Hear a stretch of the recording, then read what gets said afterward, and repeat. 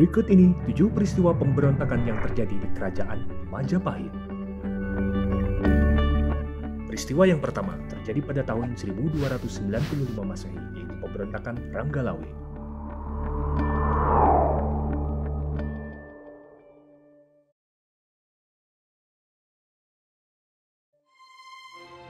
Saat mulai mengatur pemerintahannya, Raden Wijaya memberikan jabatan penting kepada para pengikutnya yang setia.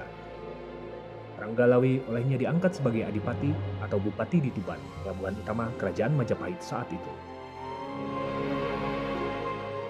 Pemberontakan Ranggalawe dipicu oleh pengangkatan Nambi sebagai patih Majapahit.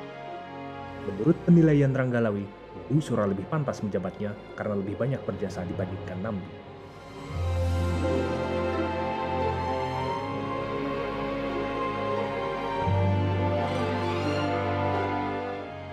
Para raton memberikan gambaran kepada kita bahwa yang selanjutnya terjadi telah berada dalam lingkup intrik politik di istana.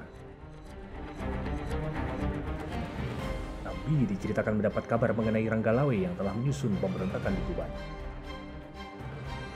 Nambi kemudian berangkat memimpin pasukan Majapahit didampingi Lembu Sora dan Kebo Anabrang untuk menyerang Tuban. Pertempuran antara pasukan Ranggalawe dan pasukan Nambi tidak bisa dihindarkan. Pertempuran memuncak ketika Ranggalawe dan Kebo Anabrang berhadapan. Dalam pertemuan itu, Kebo Anabrang berhasil membunuh Ranggalawe.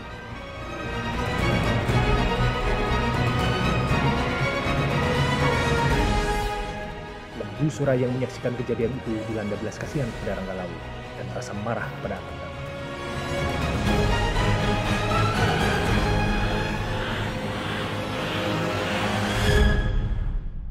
Sora kemudian membunuh Kebo Anabrang.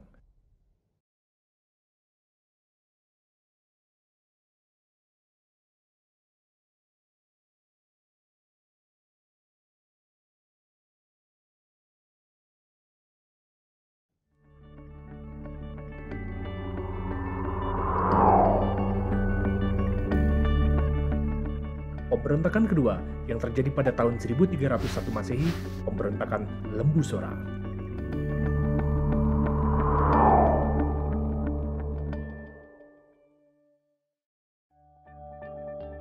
Kidung Panji Wijayakrama banyak bercerita tentang kesediaan Lembu Sora kepada Raden Wijaya. Sora menjabat sebagai Rakrean Patih saat Raden Wijaya mulai berkuasa. Kisah pemberontakan Sora dilatar belakangi oleh berlarutnya kasus Lembu Sora yang telah membunuh Kebo Anabrang dalam peristiwa Ranggalawe. Kejadian tersebut nyatanya mendapat tanggapan yang beragam di kalangan para pembesar Majapahit. Sang Prabu bahkan dinilai segan untuk bertindak terhadap Lembu Sora. Akibatnya, para menteri merasa resah karena raja seolah telah melindungi kesalahan Sora dan membenarkan tindakannya itu. Raden Wijaya kabarnya tersinggung karena merasa dituduh berlaku tidak adil. Awalnya Sora akan dihukum mati, tapi Raden Wijaya lalu mempertimbangkan jasa-jasa Sora. Sang Prabu pun mengubah keputusan dari hukuman mati menjadi hukuman buang. Sora kabarnya tidak menerima keputusan itu. Dia meminta kejelasan Sang Prabu. Akan tetapi, itikat Sora dimaknai sebagai pemberontakan. Tentara Majapahit yang telah dipersiapkan segera menghadang Sora. Lembu Sora dan para pengikutnya tewas di halaman istana keroyok tentara Majapahit.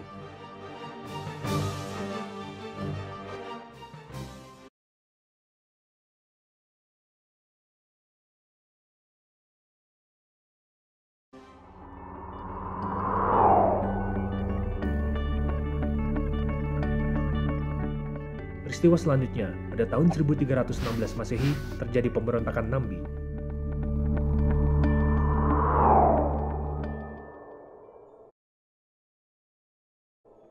Dikisahkan pada masa pemerintahan Jayanagara, Nambi yang menjabat sebagai patih meminta izin untuk pulang ke Lumajang karena ayahnya sakit keras.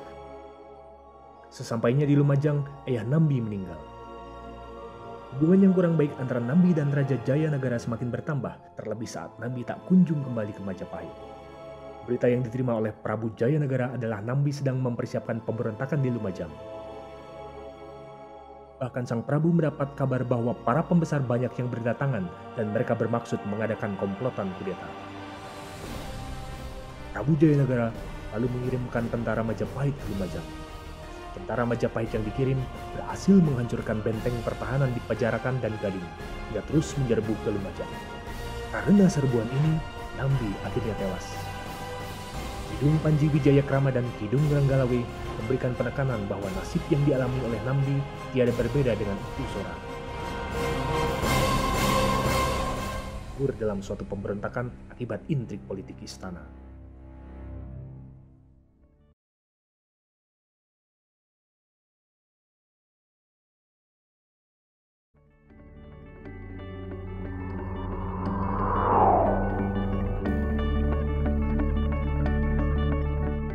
Yang keempat, pada tahun 1319 Masehi, pemberontakan Dharmaputra Rakuti.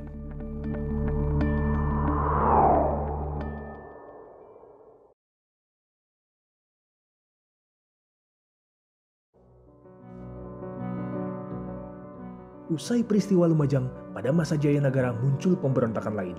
Kali ini dilancarkan oleh Dharmaputra. Mereka ini dahulunya adalah para pejabat yang diberi anugerah oleh Raden Wijaya. Para Dharmaputra itu tidak senang kepada Sri Jayanagara. Mereka mengadakan komplotan untuk menyingkirkan Sri Jayanagara. Pemberontakan Rasemi pada tahun 1240 Saka atau 1318 Masehi berhasil ditumpas. Di antara yang terbesar dari pemberontakan para Dharmaputra adalah pemberontakan Rakuti. Rakuti ini bahkan sempat berhasil menduduki tahta kerajaan Majapahit. Akibatnya, Sri Jayanagara terpaksa mengungsi ke desa Badendar. Dalam situasi yang sedemikian kritis, Jayanagara berhasil diselamatkan oleh seorang pengawal raja bernama Gajah Mada.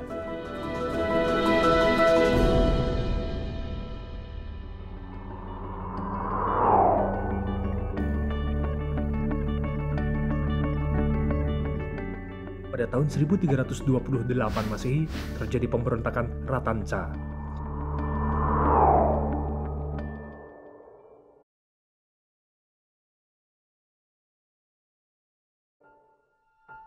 Sejumlah Dharmaputra masih tetap ada ketika Jayanagara kembali memerintah kerajaan.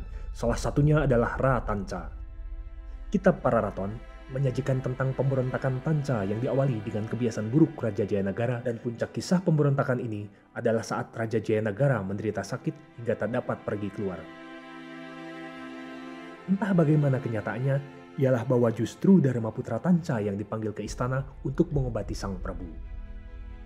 Tanca mendapat perintah dari Gajah Mada untuk melakukan pengobatan. Ratanca pun menyanggupinya.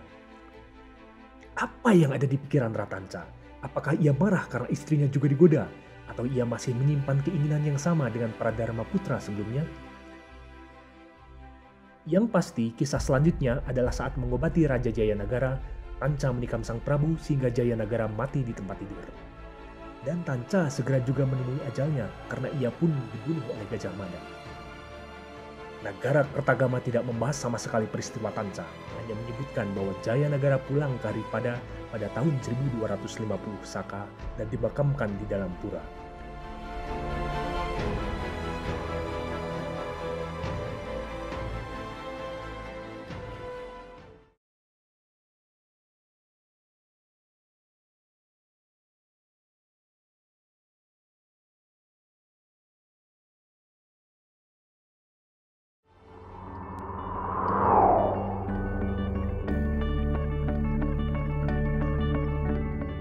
Pada tahun 1331 Masehi, terjadi pemberontakan daerah Sadeng dan Keta.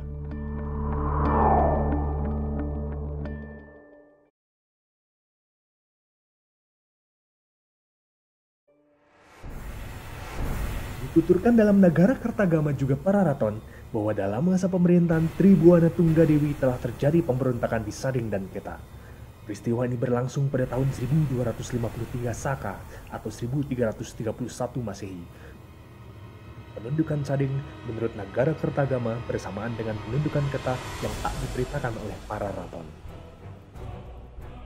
Meski demikian, Tribuana sendiri yang konon memimpin Laskar Majapahit menumpas pemberontakan Sadeng didampingi Aditya Warman serta dibantu oleh Gajah Mada dan Ra Kembar.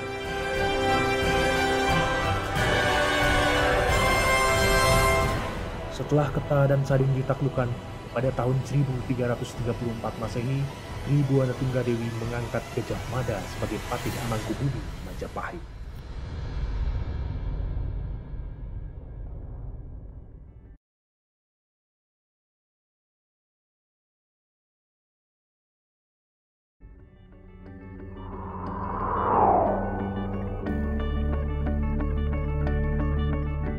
Yang terakhir, pada tahun 1404 sampai dengan 1406 Masehi adalah Perang Paragreg.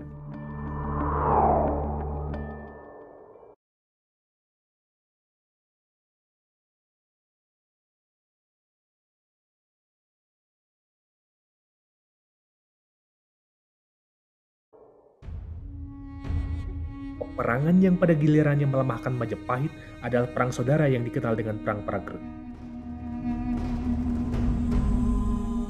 Perang Paragreg diawali oleh pemberontakan Bre Wirabumi, disusul oleh pemberontakan kecil di beberapa daerah.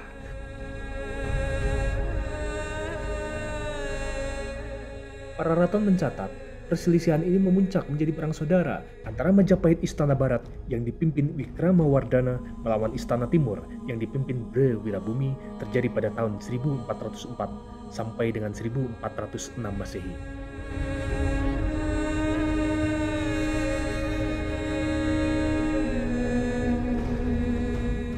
Sejak kekuatan Bre Wirabumi dihancurkan Wikramawardhana dalam Perang Paragreg, daerah Wirabumi seperti terlepas dari kontrol Majapahit.